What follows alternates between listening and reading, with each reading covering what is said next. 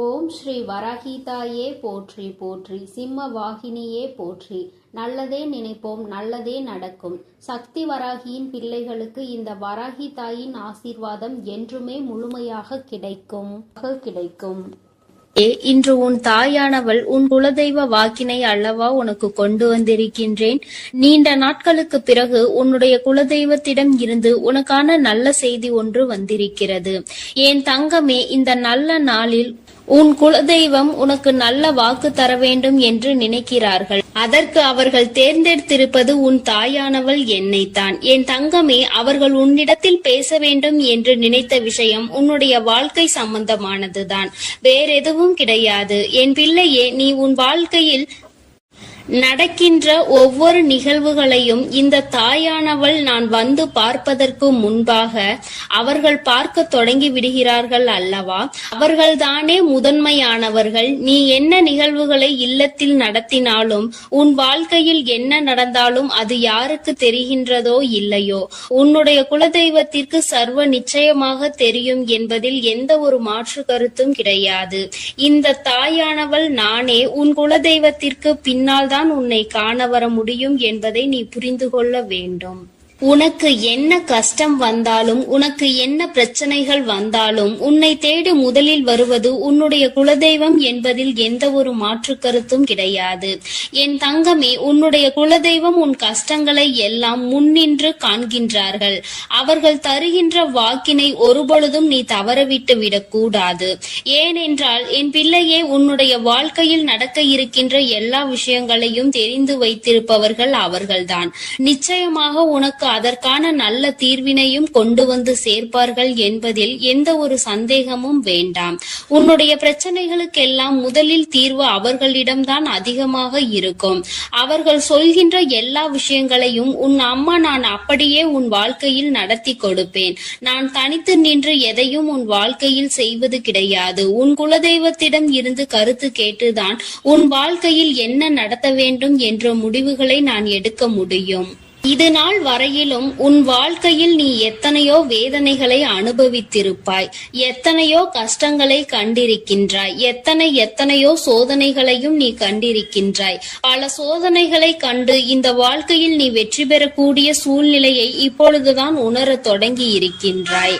அதனால்தான் இன்று உன்னுடைய குலதெய்வத்தின் வாக்கினை நான் கொண்டு வந்திருக்கின்றேன். என் அன்பு பிள்ளையே, இந்த நல்ல நாளில் குலதெய்வத்தின் வாக்கு கிடைப்பது என்பது அத்தனை சாதாரண விஷயம் கிடையாது. என் தங்கமே, அதனால் உனக்கு கிடைக்கும் பொழுது அதனை நீ சரியாக உன் வாழ்க்கையில் பயன்படுத்திக் கொள் என்றுதான் அம்மா சொல்கின்றேன். என்றென்றைக்கும் உனக்கு நல்ல ஆசீர்வாதங்களை வழங்கி கொண்டு இருக்கின்றார்கள்.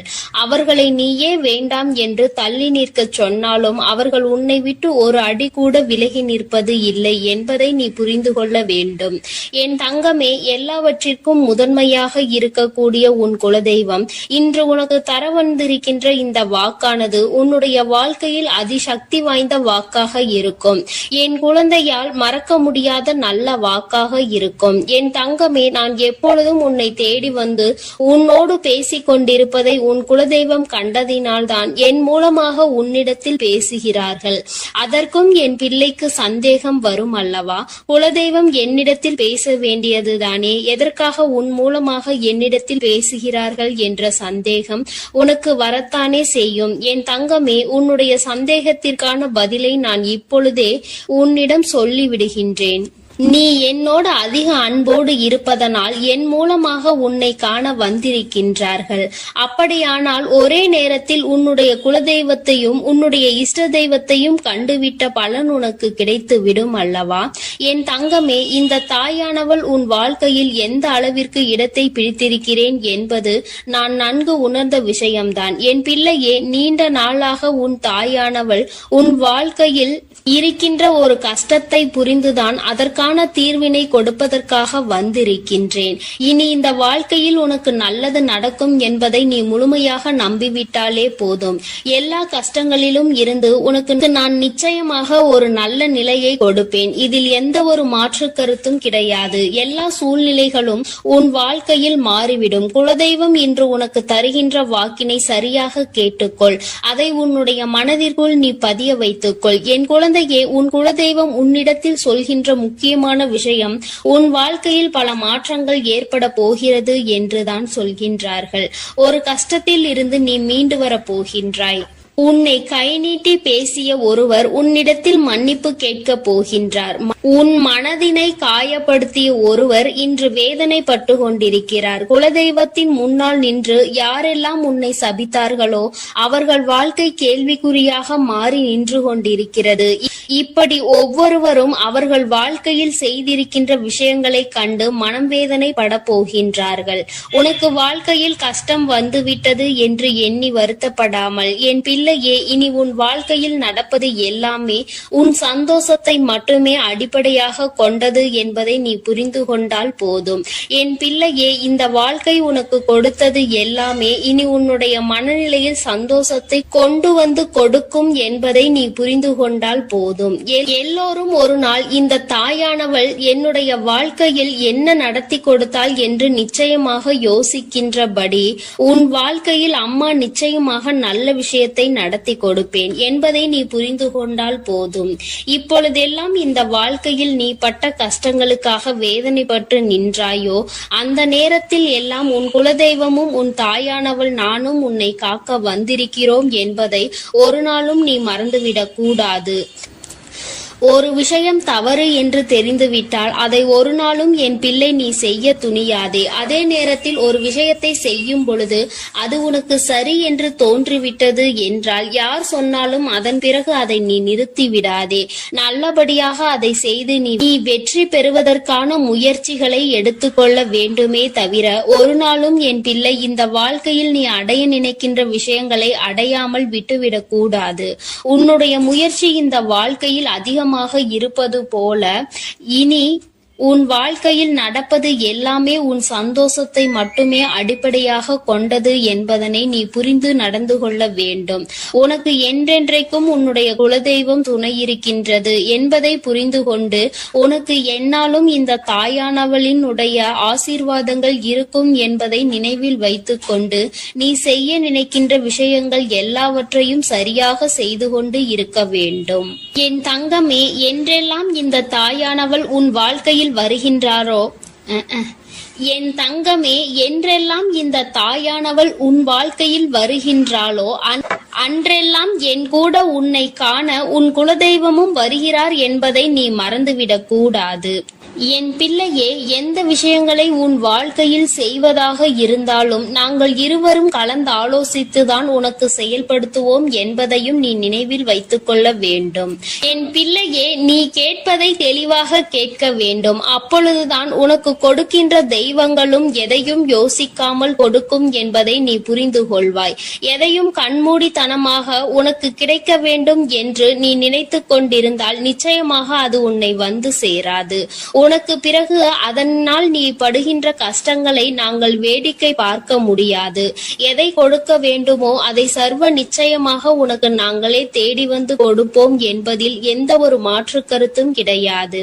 என் தங்கமே, இந்த வாழ்க்கையில் உனக்கு நடந்துவிட்ட எல்லா விஷயங்களிலும் இருந்து நீ நல்லபடியாக மீண்டு வர போகின்றாய்.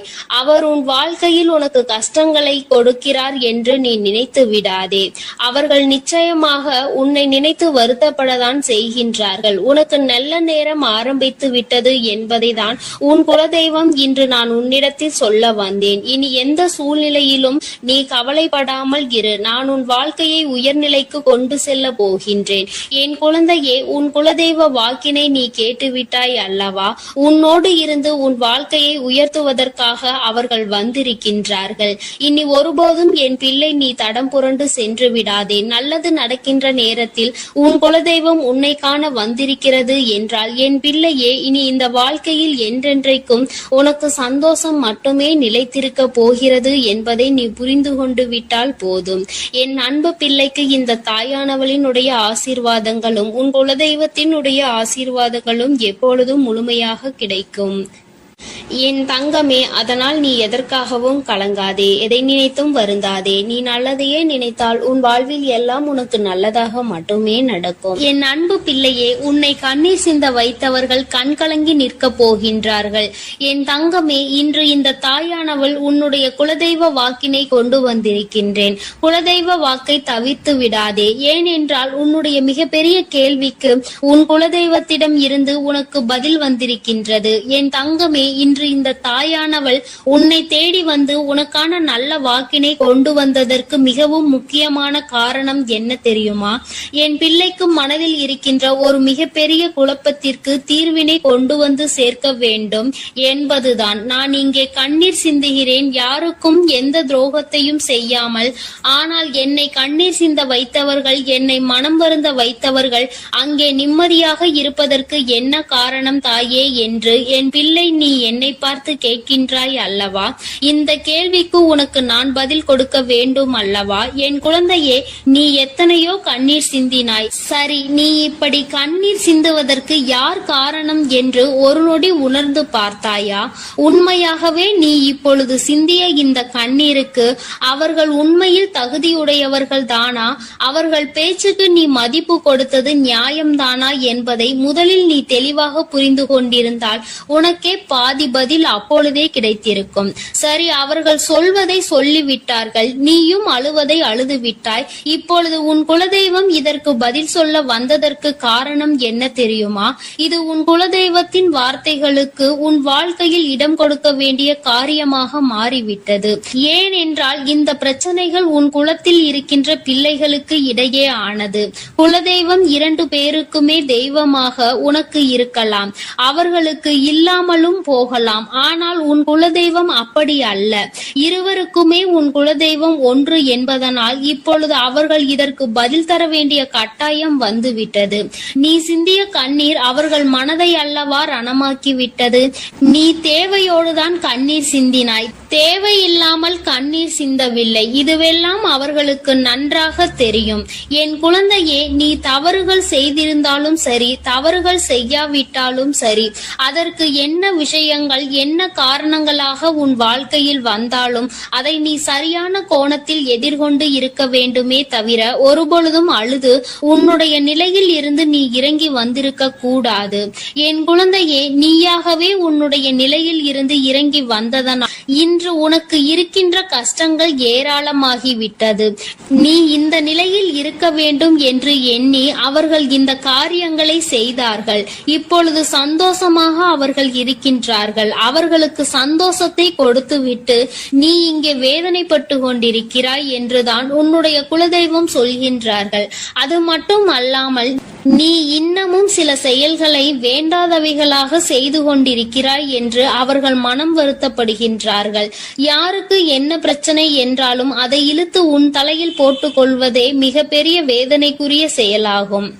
அவர்கள் நினைக்கின்றார்கள் அடுத்தவர்கள் படுகின்ற கஷ்டங்களை பார்த்து மனம் இறங்குவதில் தவறில்லை. அதற்கு அவர்கள் உன்னிடத்தில் உதவிகள் கேட்டால் மட்டும்தானே செய்து கொடுக்க வேண்டும். மாறாக நீயாகவே உள்ளே நுழைந்து அவர்களுக்கு உதவுகிறேன் என்று சொல்லிவிட்டு நாளை உன்னுடைய கஷ்டங்களுக்கு யாரும் உனக்கு உதவிக்கு வராமல் நீ நிற்கும் பொழுது அது எத்தனை பெரிய வேதனையாக இருக்கும் என்பதை உன்னால் புரிந்து கொள்ள முடியும். அதற்காக கைமாறு கருதாமல் உதவி செய்ய வேண்டும் என்று சொல்லி இருக்கின்ற பொழுது நீ உதவிகளை செய்யக்கூடாது என்று சொல்கின்றேனே என்று என் பிள்ளை நீ நினைக்கலாம். என் தங்கமே, வாழ்க்கையில் இப்பொழுதெல்லாம் பல மாற்றங்கள் வந்துவிட்டது. முன்பு போல இப்பொழுது இருக்கின்றவர்கள் எல்லாம் இல்லை. ஒரு உதவியை செய், அதற்கு கைமாறு எதிர்பார்ப்பது மட்டும் அல்லாமல் அந்த உதவிகளை செய்தவர்களுக்கே குழி தோண்ட நினைப்பதுதானே இப்பொழுது இருக்கின்ற மனிதர்களின் மனநிலையாக இருந்து கொண்டிருக்கிறது. அடுத்தவர்கள் வாழ்க்கையில் கெடுதல் நினைக்க ஒருவரும் ஒரு அளவு கூட சிந்திப்பது கிடையாது. யாருக்கு வேண்டுமானாலும் என்ன வேண்டுமானாலும் செய்ய நினைக்கிறார்கள். அதனால் அவர்கள் நினைக்கின்ற விஷயங்கள் எல்லாம் சரிதான் என்று எல்லாவற்றையும் விட்டுவிடக் கூடாது என்றுதான் உன் குலதெய்வம் சொல்கின்றார்கள். வேண்டியவர்கள் வேண்டாதவர்கள் என்றெல்லாம் இப்பொழுது கிடையாது. உண்மையில் எவரினுடைய வார்த்தைகள் உனக்கு ஆறுதலையும் அன்பையும் கொடுக்கின்றதோ அவர்கள் மட்டுமே உனக்கு வேண்டிய வேண்டியவர்கள். உனக்கு யாருடைய வார்த்தைகள் உனக்கு வேதனைகளை அதிகமாக கொடுக்கின்றதோ அவர்கள் உனக்கு வேண்டாதவர்கள். இப்பொழுதெல்லாம் இப்படிதான் உனக்கு இருக்கின்ற உறவுகளை கணிக்க வேண்டுமே தவிர ஒருபொழுதும் நீ உறவுகள் என்று எண்ணி தேவையில்லாத நட்புகளை வளர்த்து கொள்ளாதே. என் பிள்ளையே, தெரியாதவர்கள் கூட ஓடி வந்து உதவிகளை செய்து கொடுத்து விடுவார்கள். தெரிந்தவர்கள் இங்கே உதவிகளை செய்வது கிடையாது. தெரிந்தவர்கள் தான் அடுத்தவர்களுக்கு உதவிகளை செய்தால் எங்கே அவர்கள் வாழ்க்கையில் முன்னேற்றம் வந்துவிடுமோ என்று எண்ணி அதை செய்ய மறுக்கின்றார்கள். என் தங்கமே, இதையெல்லாம் இனிமேல் உன் வாழ்க்கையில் நடக்க இருக்கின்ற விஷயங்கள். அதனை உனக்கு புரிய வைக்க வேண்டும். அதன் பிறகாவது என் பிள்ளை இந்த வாழ்க்கையில் என்ன நடந்து கொண்டிருக்கிறது என்பதை புரிந்து கொண்டு அதற்கு ஏற்றது போல நீ வாழவும் தொடங்கி விடுவாய். இனியும் இந்த சூழ்நிலைகள் இப்படியே இருக்கும் என்றால் நீ உன்னுடைய மனநிலையில் மாற்றங்களை கொண்டு வர வேண்டும். நான் இப்படிதான் இருப்பேன், இப்படிதான் வேதனையை அனுபவிப்பேன் என்றால் யாராலும் உன்னை எதுவும் செய்துவிட முடியாது அல்லவா? உன்னுடைய குலதெய்வம் அதை தான் சொல்லி அங்கே வேதனைப்பட்டு கொண்டிருக்கின்றார்கள். அதனால் என் குழந்தையே, இனி ஒருபொழுதும் இந்த வாழ்க்கையில் உனக்கு கிடைத்த கஷ்டங்களை எண்ணி வேதனைப்படாமல் இனி உன்னுடைய வாழ்க்கையில் உன்னை தூக்கி நடத்துகின்ற தெய்வமாக நான் இருப்பேன் என்பதை நீ மனதில் வைத்து கொண்டு உனக்கு செய்கின்ற விஷயங்களை எல்லாம் பார்த்து நீ கணக்கில் எடுத்துக்கொள்ள வேண்டாம்.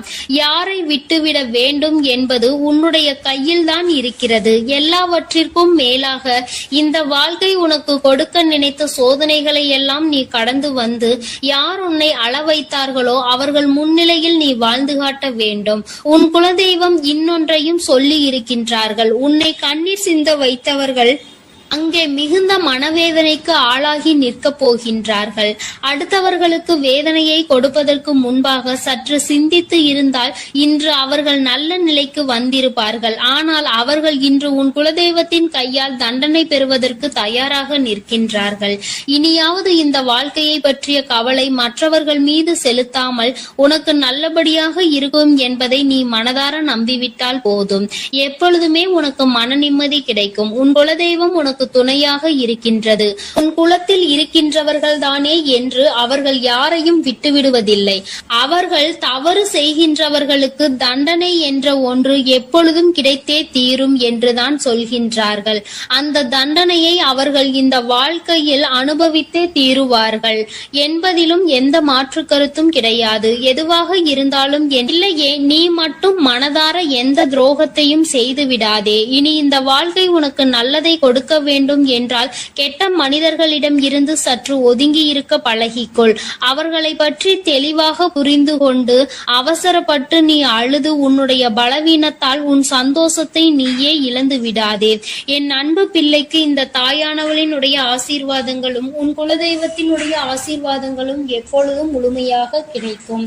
என் தங்கமே, அதனால் நீ எதற்காகவும் கலங்காதே, எதை நினைத்தும் வருந்தாதே. நீ நல்லதையே நினைத்தால் உன் வாழ்வில் எல்லாம் உனக்கு நல்லதாக மட்டுமே நடக்கும். என் அன்பு பிள்ளையே, இன்று உன்னுடைய குலதெய்வத்திடம் இருந்து ஒரு முக்கியமான செய்தியோடு வந்திருக்கிறேன்.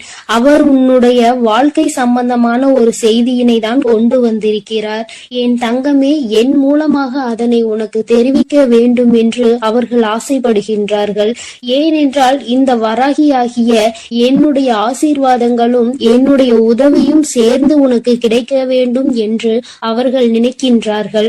அதனால்தான் என் மூலமாக உனக்கு அதனை தெரிவிக்க நினைக்கின்றார்கள். என் குழந்தையே, உன்னுடைய வாழ்க்கை இன்றிருக்கின்ற சூழ்நிலையை பார்த்து அவர்கள் மிகுந்த மனவேதனை அடைகின்றார்கள்.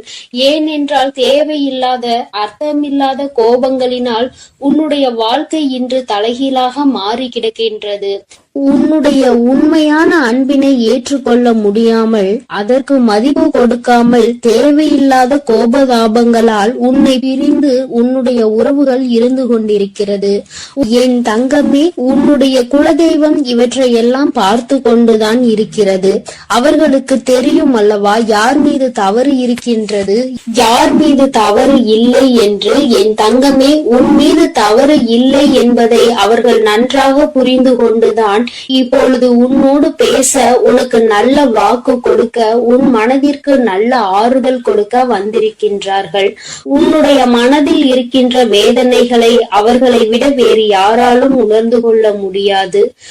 உன்னுடைய குலத்தினை காக்கின்ற தெய்வம் இன்று நீ உன்னுடைய குலத்தோடு ஒன்றுபட்டு இல்லாமல் பிரிவினையில் இருப்பதைக் கண்டு அவர்கள் சிறிது மனவேதனையில் இருந்து கொண்டுதான் இருக்கின்றார்கள். ஆனாலும் உன் மீது தவறு இல்லை, உன்னை சுற்றி இருப்பவர்கள் மீதுதான் தவறு இருக்கின்றது. நயவஞ்சகத்தால் உன்னை வீழ்த்த நினைத்தவர்களை தான் நீ விட்டு பிரிந்திருக்கிறாய் என்பதும் அவர்களுக்கு நன்றாக தெரியும். அதனால்தான் அந்த நயவஞ்சகர்களை விட்டுவிட்டு உன்னிடம் பேசுவதற்காக ஆசைப்படுகின்றார்கள். என் குழந்தையே, அவர்கள் சொன்னதை நான் உன்னிடம் சொல்கிறேன், கேள். என் பிள்ளையே, நீ உன்னுடைய வாழ்க்கையை நல்லபடியாக இந்த தாய் நான் உன்னுடைய குலதெய்வம் அமைத்து கொடுத்தபடி தான் வாழ வேண்டும் என்று ஆசைப்படுகின்றாய். ஆனால் உன்னை சுற்றி இருப்பவர்கள் உன்னை வாழ விடாமல் தடை செய்து கொண்டிருக்கின்றார்கள். நீ என்ன செய்தாலும் உனக்கு இடைஞ்சல்கள் தான் கொடுத்து கொண்டிருக்கின்றார்கள். அவர்கள் என்னை தான் வணங்குகிறார்கள். நான் அவர்களுக்கு நல்ல புத்தியை தான் கொடுத்தேன். ஆனால் அவர்கள் தீய வழியை தான் நாடி செல்கின்றார்கள். நான் எத்தனையோ முறை அவர்களை நல்வழிப்படுத்துவதற்கு பல வாய்ப்புகளை ஏற்படுத்தி கொடுத்து பார்த்தேன். ஆனாலும் அந்த வாய்ப்புகளை அவர்கள் சரியாக பயன்படுத்தி கொள்ளவில்லை. நீ என்ன சொல்வது, நான் என்ன கேட்பது என்பது போல நடந்து கொண்டிருக்கின்றார்கள். என் தங்கமே, உன்னுடைய குலதெய்வம் எனக்கே அவர்கள் இத்தனை மரியாதை தான் வைத்திருக்கிறார்கள் என்றால் உன்னை அவர்கள் எந்த அளவிற்கு நடத்துவார்கள் என்று எனக்கு புரிந்து கொள்ள முடிகிறது. அவர்களினுடைய மனநிலை, அவர்களினுடைய போக்கு எதுவும் உன் தாயானவள் எனக்கு பிடிக்கவில்லை. நான் அவர்களுக்கு கொடுத்த வாய்ப்பினை அவர்கள் தவற விட்டு விட்டார்கள். இனிமேல் நான் உன் குலத்தை காக்கின்ற தெய்வமான அவர்களுக்கான தண்டனையை நான் கொடுக்க வேண்டியதாக இருக்கின்றது. நான் சில தண்டனைகளை மறைமுகமாக கொடுத்து பார்த்தேன். ஆனால் அந்த தண்டனையை அவர்கள் கொஞ்சம் கூட மதிக்கவும் இல்லை. அந்த தவறுகளை திரும்ப திரும்ப செய்து கொண்டேதான் இருக்கின்றார்கள். அவர்கள் என்னவோ அவர்களுக்கு நடந்ததெல்லாம் ஒரு பெரிய விஷயமாக தெரியாதது போல நடந்து கொண்டு திரிகின்றார்கள். என் தங்கமே, நீ வேதனைப்படாதே. உன்னை சுற்றி உன்னை காயப்படுத்துபவர்களுக்கானது இனிமேல் அவர்கள் கைகளில் வந்து சேரும். நீ நன்றாக இருக்க மாட்டாய் என்று சொன்ன வாய் அவர்களே அழிக்க போகின்றார்கள். என் தங்கமே, நீ நினைக்கலாம் நம் குலதெய்வம் அவர்களுக்கு இது போன்ற வழிகளை செய்யக்கூடாது, அவர்களுக்கு இது போன்ற காயத்தினை ஏற்படுத்த கூடாது என்று நீ நினைக்கின்றாய். ஏனென்றால் உன்னுடைய மனது அத்தகைய நல்ல மனதல்லவா? எல்லோருக்குமே நல்லதை மட்டுமே செய்ய வேண்டும் என்று நினைத்தாய் அல்லவா? நீ நினைத்ததன் பலன்தான் இன்று அனுபவித்துக் கொண்டிருக்கிறாய். ஆனால் நீ நினைத்தது யாருக்காக என்பதை ஒரு முறை சிந்தித்திருக்க வேண்டும். நயவஞ்சக கூட்டம் சூழ்ச்சிகளினால் மற்றவர்களை வீழ்த்தி விடலாம் என்று நினைக்கின்ற கூட்டம் எத்தனை கஷ்டங்கள் எத்தனை சோதனைகளை கொடுத்தாலும் அதிலும் திருந்தாத கூட்டம். அவர்களுக்காக அல்லவா நீ உதவிகளை செய்ய நினைக்கின்றாய்? அவர்களுக்காகத்தானே இப்போது இறக்கப்படுகின்றாய்? நீ செய்த நன்றியை ஒரு சிறிதளவு கூட மதிக்காதவர்கள் நீ செய்த உதவியை ஒரு சிறு துளியேனும் மதிக்காமல் உனக்கு ஒரு சிறு துளி கூட நன்றி என்கின்ற உணர்வினை காட்டாமல் இருக்கின்றார்கள். எத்தனை செய்தாலும் இனியும் அவர்களுக்கு அந்த நன்றி இருக்க போவதில்லை. எதிர்பார்ப்பதும் தவறான விஷயம். ஏனென்றால் அவர்களுக்கு மனித குணம் என்பது இல்லாமல் போய்விட்டது. அவர்கள் தீய சக்தியின் பிடியில் இருந்து கொண்டிருக்கின்றார்கள். அதனால் அவர்களை தீய சக்தியின் பிடியில் இருந்து மீட்டெடுப்பதோடு மட்டுமல்லாமல் நல்ல பாடத்தினை புகட்ட வேண்டுவது உன்னுடைய குலதெய்வத்தினுடைய கடமையாக இருக்கின்றது. என் தங்கமே, நீ வேதனைப்படாதே. உன் வாழ்க்கை சில சமயங்களில் உனக்கு பிரச்சனைகளை தரும் பொழுதெல்லாம் நீ நினைக்கின்றாய், அவர்கள் விட்ட சாபமாக இருக்குமோ, நம்மை சுற்றி சுற்றி நமக்கு செய்ய நினைத்த தீய வினைகளாக இருக்கும் என்று. என் தங்கமே, நிச்சயமாக அவர்களின் சாபங்களோ அவர்கள் தீய வினைகளும் ஒருபோதும் உன் வாழ்க்கையில் பலிக்காது. இதுவரை பலிக்கவும் இல்லை. உன்னுடைய வாழ்க்கையில் நடந்து கொண்டிருக்கின்ற பிரச்சனைகளுக்கு உன்னோடு இருப்பவர்களே காரணமாக இருக்கின்றார்கள். அர்த்தமற்ற கோபங்கள், தேவையில்லாமல் மற்றவர்களின் பேச்சை கேட்பது, இது போன்ற செயல்களால் உன்னுடைய உண்மையான அன்பினை வெறுத்து ஒதுக்கி இப்பொழுது வாழ வழியில்லாமல் தவித்து நின்று கொண்டிருக்கிறார்கள். உன்னை பிரிந்தவர்கள் நன்றாக இருக்கின்றார்கள் என்று நீ ஒருபோதும் எண்ணி விடாதே. நான் என் குழந்தையை வேதனைப்படுத்தியவர்களுக்கு நிச்சயமாக சந்தோஷத்தினை ஒருபோதும் வழங்கிவிட மாட்டேன். அது எத்தனை பெரிய தவறு என்பதை அவர்கள் நிச்சயமாக உணரும் வரை இந்த தாயானவள் அவர்களுக்கு பாடத்தினை புகட்டி கொண்டுதான் இருப்பேன். என் குழந்தையே, உன்னுடைய குலதெய்வமான நான் இனிமேல் உன் வாழ்க்கையில் நடக்கின்ற பல நல்ல நிகழ்வுகளுக்கு பொறுப்பெடுத்துக் கொள்கிறேன். நீ சந்தோஷமான மனநிலைக்கு மாற போகின்றாய். உனக்கு தீங்கு செய்ய நினைத்தவர்கள் அதற்கான பலனை அனுபவிக்க போகின்றார்கள். உன்னை விட்டு பிரிந்த வாழ்க்கை மீண்டும் உன்னிடமே வந்து சேரப் போகின்றது. நீ உனக்கு யாரெல்லாம் நல்லது செய்யவில்லை, உன்னை பழிவாங்க வேண்டும் என்று நினைத்தார்கள், உனக்கு தீங்கு செய்ய வேண்டும் என்று நினைத்தார்கள் என்று நினைக்கிறாயோ, அவர்களை எல்லாம் நினைப்பதை முதலில் நிறுத்திவிடு. அவர்களை எல்லாம் ஒரு ஆளாக நீ மதிக்கவே வேண்டிய அவசியம் இல்லை. உன் முன்னால் வந்து நின்றால் கூட யாரோ என்று கடந்து சென்று கொண்டே இரு. ஒருபோதும் அவர்களினுடைய உறவை நீ ஒட்டிக்கொள்ள வேண்டும் என்று நினைக்க தேவையில்லை.